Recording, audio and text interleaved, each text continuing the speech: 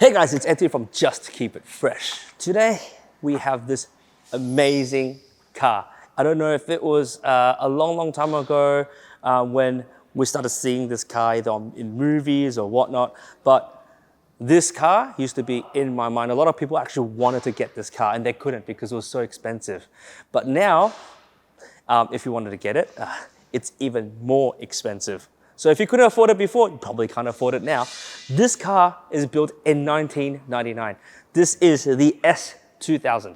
Now, this car is so special and even more special, not just because it's a Type R, but also because it is not modified. You can't get any car like this without getting a little bit of modification these days, and this one is bare minimal. Actually, I'll give you a little bit of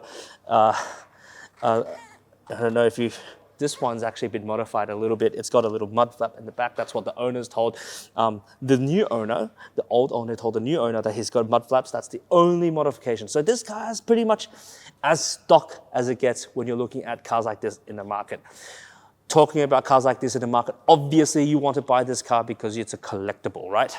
So what you want to do is to keep it as clean as possible.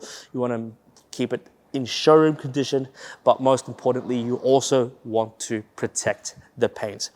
Now, us as detailers, we've been working with many Hondas, very old Hondas as well, even older than this. We had a few NSXs, or had a Type R, I forgot which one, but there was a limited edition one as well, a Civic Type R. And we know that these paints, especially this flat, non-metallic red, is very, very hard to look after and maintain because of how soft the dye of the paint is. So let's quickly come and talk about what we're doing to this car.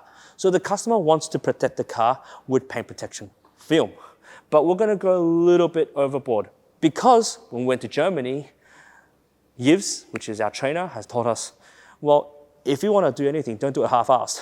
So I'm not going to do it half-assed. What we're going to do is we're going to detail the car first before we apply the PPF. When we apply PPF, normally what it does, it protects the car, but it keeps the look and the feel of the car before. So a lot of PPF stores, they just apply the PPF and that's done.